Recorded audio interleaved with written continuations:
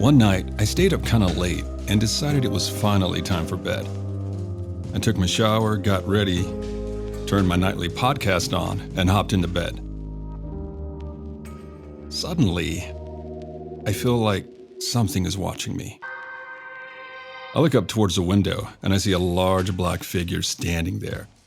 I'd say somewhere between 6 and 6.5 feet tall. He was completely black and I couldn't see his face, just a dark, shadowy figure. I had a sudden feeling of fear and utter terror. I turned my head away from the window, covered my face, and attempted to forget about it. I hardly slept that night. The next night, I walked over to my window and checked to see if I could see the figure again. I didn't see anything, so I turned off the lights and tried again to sleep. Within minutes of me putting my head onto my pillow, I felt like I was being watched again. I peeked up over my covers and saw the same figure standing at my glass door and looking at me. This time, I just stared back at him for a little bit before getting scared and covering my face again. He had a pretty fair build, wasn't too big but also wasn't too skinny, just fair. Again, he had no face and was looking at me. This kept happening for the next few nights. Each time, he appeared closer to me. The next, he was at my screen door, then the foot of my bed, then in the middle of my room, and finally, looking over me beside my bed. I felt so heavy and fearful. I felt as if I was being pushed into my bed. I could move and all, but I just couldn't shake the heavy feeling. I started to get irritated and yelled out, "Be gone! I don't want you here!" I then prayed over and over till I finally fell asleep. The next night, he wasn't there. I have exactly zero idea what it was, and that's probably one of the most strangest things I've ever seen in this house. From MysteriousUniverse.org.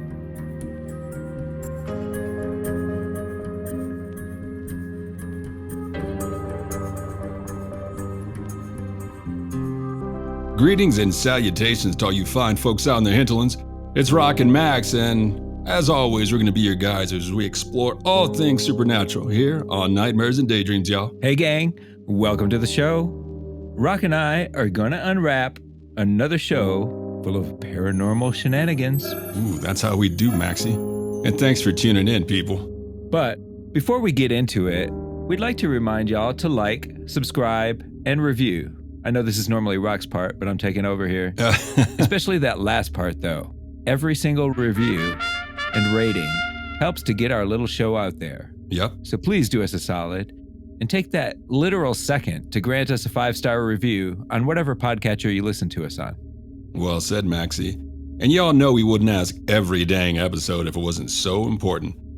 And another way to help is by sharing our pod, gang. You know, someone in your inner circle, your family, friends, coworkers that might like it. 100%. Please pass us on. We're like a fine paranormal doobie.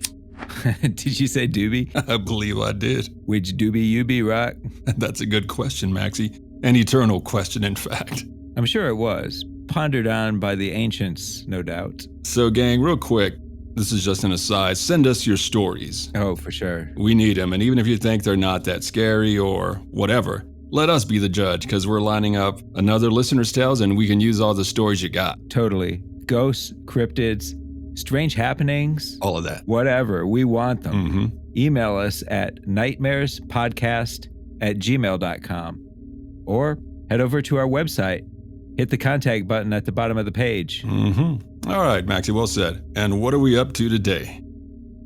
Well, as is our wont, Roq, you and I are going to discuss and debate all things paranormal, legendary, and monstrous. And of course, fun. Oh, that's fun. Double fun. And as our fun-filled listeners out there know, fun is the most important thing in this universe, Maxie. So, oh, for sure. But one thing, do you want to know what's not funny? Could it be mayhap mysterious beings that seem to be made from shadows, which watch us while we sleep? and in some cases interact with those unfortunate souls that witness them? I have a feeling that was my line, but yeah, Max, you're right. That is no fun at all. Everybody, we're talking about shadow people today. Shadow people and sightings, if the interwebs can be believed, are on the rise. Gang, Max and I do a ton of research for our little show, and it seems that sightings of not just shadow people, but sightings of every damn near kind of cryptid or phantoms are on the up. Which is good for us, or at least our podcast. More content. But not quite so good for the folks out there in the hinterlands that are experiencing this. But, unless you're into that sort of stuff.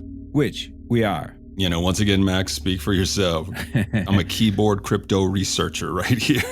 Well, we're into other people encountering the more Fortean style phenomena. True that. So we can pass it on to all you fine folks in the hinterlands who like to hear about, but not necessarily experience, just like us. Yep, content is important.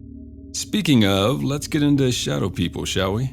I'm on board, amigo. So what are shadow people, Roq? Well, that's a good question. And just to start, there seem to be some hallmarks of shadow people.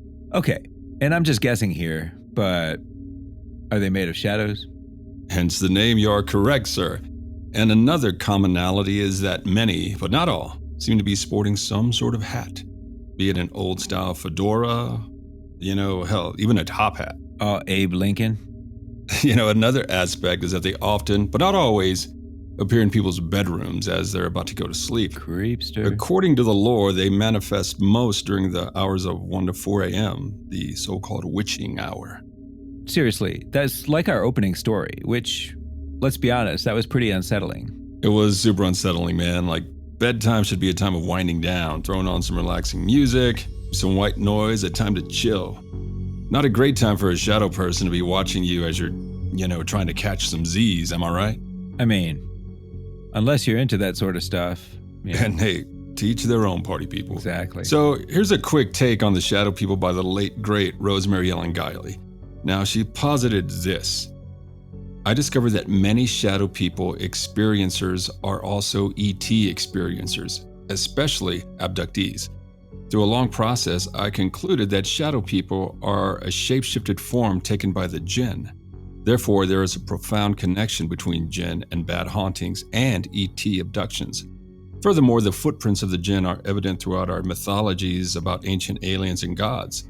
The picture that emerged is of a major jinn involvement in all of our entity contact experiences throughout history. Okay, I mean, that's pretty trippy. I don't know about the ET stuff. I mean, she obviously put a lot of research into it, so I'll take her word. She's the queen of researchers, amigo.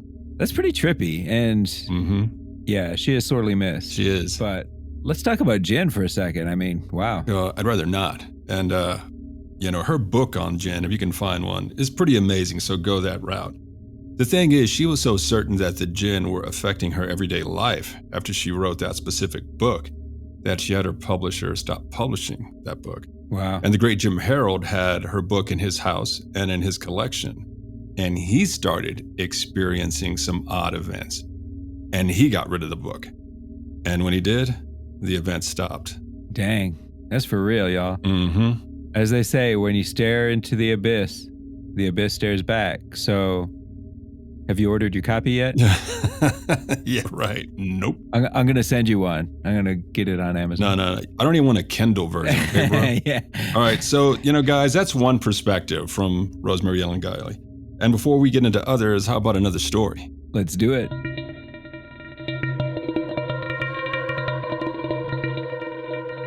I emerged around 3 a.m. from a sleep so deep it was almost a coma, to find myself paralyzed by a dark figure hovering over me at the foot of my bed. When I say I was paralyzed by the figure, that's precisely accurate. I had a sense that this thing was responsible for the awful state of paralysis that had unaccountably taken hold of me. And yes, I do know, and I think I may have even known then, about the physical paralysis that naturally occurs during REM sleep.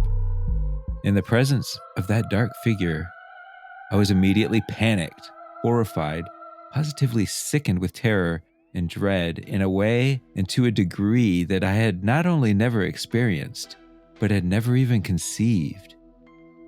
And this horror was a result not only of my paralysis, nor of the figure's presence and frightening appearance, but of the awful knowledge of its reason for being there, which gripped me suddenly and totally. The thing was a vaguely man-shaped vortex of darkness, and I knew with a kind of psychological weight that I had never imagined that it was the anti-me, that it was like my own personal black hole, and that its presence, in fact its very existence, meant my utter annihilation. I actually felt it sucking my entire being into it like a roaring, devouring hurricane meant for me and me alone. As experienced by Matt Carden, circa 1993, from Mysterious Universe.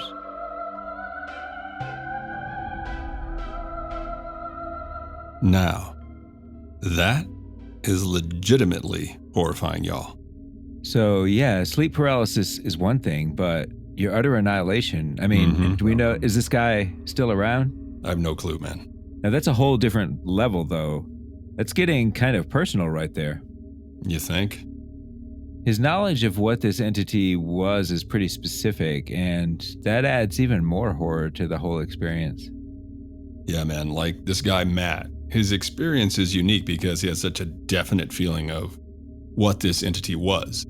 You know, most folks, man, you just freak out. You feel this darkness, this evil, this malevolence. He described this shadow person as the anti-me. Like you said, legit horrifying. So let's get into the whole hat aspect. There's a being called the Hat Man. I think I've heard of him.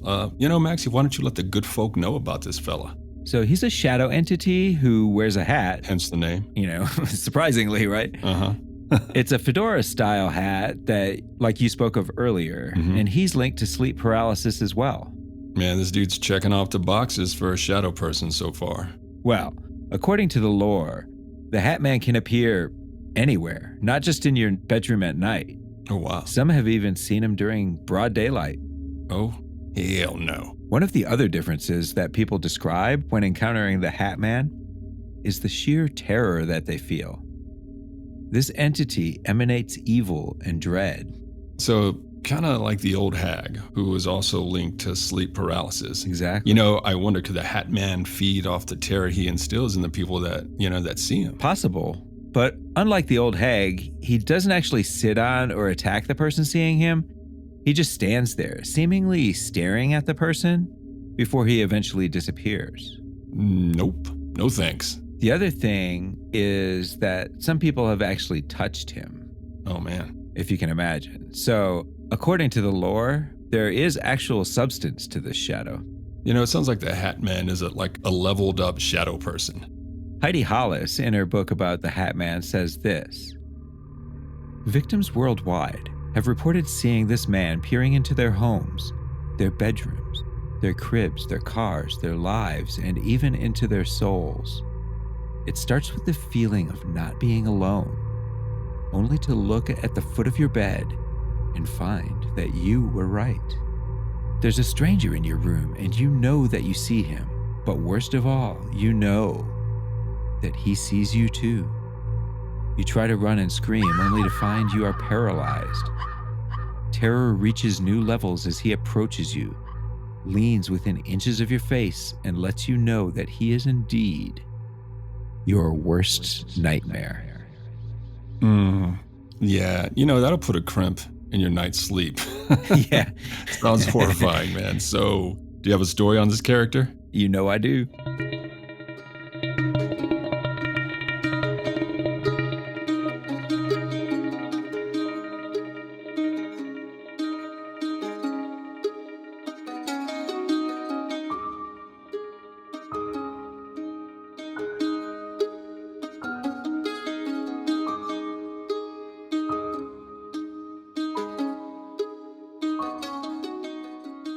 I must have been 6 or 7 years old when it started. It was the early 1980s. I lived in San Diego, California at that time. We lived in an average house, average neighborhood.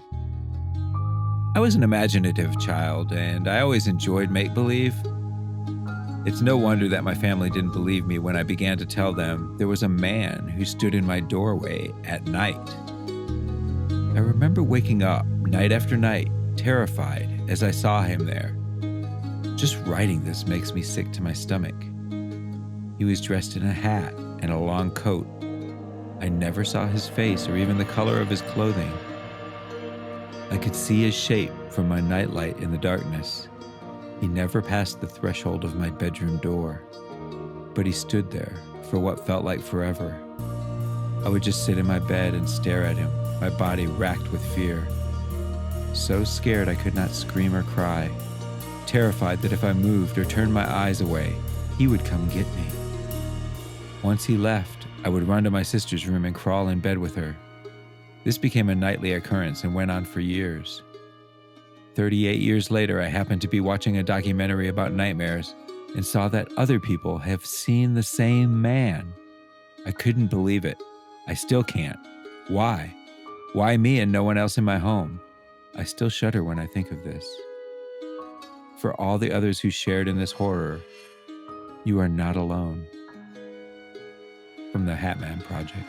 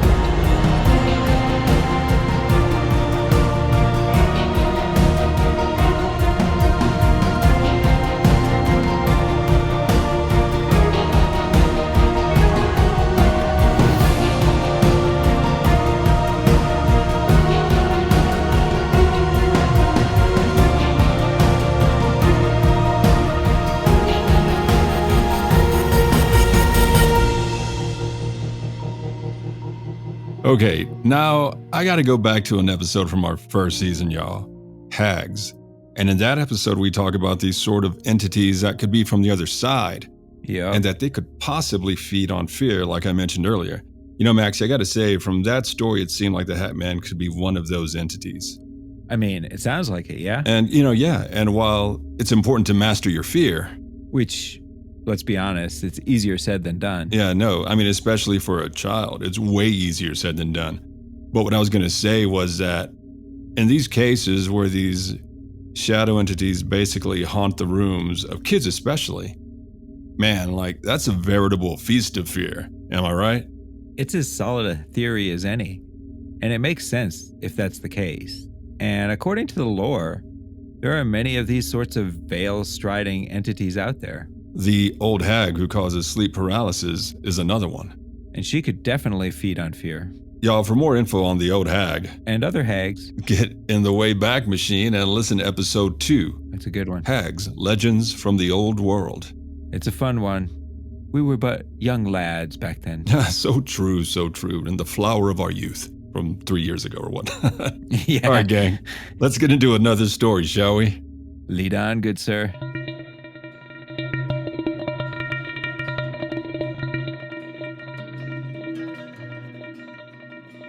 This occurred approximately 2 years ago in Houston, Texas. I was staying at a hotel there on a business trip. I always sleep with one foot out of the covers at the bottom of the bed. It was a little after 2 a.m., and I was fast asleep when I felt a light tickling feeling on the bottom of my right foot. I was lying flat on my back. I looked down at my feet, and there was a man standing at the end of my bed. It was the shadow shape of a man in an old, wide-collared suit and a fedora-style hat. About 6 foot tall, I would guess. The face was only a shadow with no features. At first, I was just confused. Then my heart started hammering out of my chest. I knew it wasn't a real person. I jerked my feet up from the end of the bed. As I did this, the shadow took his index finger and ran it very firmly up the bottom of my foot as I pulled it under the covers. Then he was gone. almost like he caved in on himself. At that moment, I knew I wasn't dreaming. I felt that last slide of his finger against my foot was to let me know that he was real. Even though I was panicked because I didn't know what it was, I didn't get an evil, bad, or sinister feeling from the Shadow Man. Looking back, I think he may have even had a sense of humor. From the Hat Man Project. All right, so first of all, I think I'd never sleep again, but... That's what I'm saying. Lights on. Yeah. This witness experienced the Hat Man basically tickling her feet, and then before he exited the premises, he ran his finger along the bottom of her foot just to let her know, I know. Hey, you ain't dreaming. I know, right? Okay, but listen, first off, this person had it coming. Why do you say that? Because she broke the first rule of sleep safety, y'all. She had her foot poking out from under the covers. Hey, everybody, y'all know you got to keep covered, otherwise it's fair game for the monsters under the bed. We've known this since we were kids, am I right? I mean, sounds solid, I guess. Like, you don't want to break the barrier, I get that. It's like that blanket is a magic circle of protection and you just broke it because your foot is hot? Come on, man, you got to keep your feet under the covers, protect the circle. But I mean, technically your head is not being covered by the blanket, so I don't know about this theory. Hey man, your head and upper body don't count, okay? It's only your crusty foot popping out the bottom of the blanket that can let the monsters in by breaking the circle. Nobody tickling your head. Fact. Okay, you're not even drinking right now. That's your most impressive part of your theory. Hey, I'm just well versed in these things, Maxie. Do you sleep with your foot out? I mean, I'm gonna be honest, dude. I do, because I get really hot. I have to have a foot out. But here's the thing. I think as long as you're within the plane, like you don't cross the edge of the bed. If your foot goes over the edge of the bed, okay, then you're fair game. I mean, then you're really asking for trouble. I think foot in the covers, but on the bed, you're good. To each their own. If I was going to put my foot out of the covers, over the edge of the bed, you know, I had to get like a foot necklace with a cross on it. Something like that. Some garlic on your foot. Something like that. But hey, man, to each their own, Maxie, if that's what you want to do. You know, and honestly, this version of the Hat Man we were just talking about, he just, you know, seemed to want to mess with the witness. I mean, she didn't sense anything evil from this entity, fortunately, I guess. Yeah. Which, at least according to the lore, is the first thing many people claim to feel upon seeing various shadow people. You're right. I mean, personally, I'd flip out.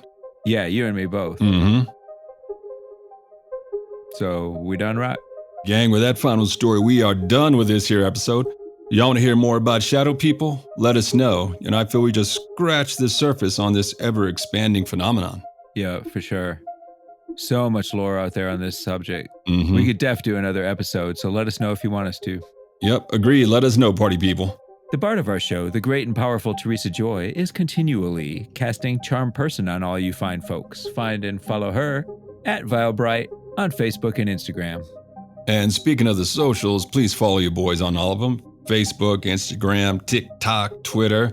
You know, we love to hear from you. We want your stories, gang. Yep. Send them to us at nightmarespod@gmail.com. Or on our own damn website at nightmarespodcast.net. Scroll down, see the wolves, and holler at your boys. And please share the show, gang. Please do. Well, ladies and gentlemen, as always, be good to each other and... Sweet dreams.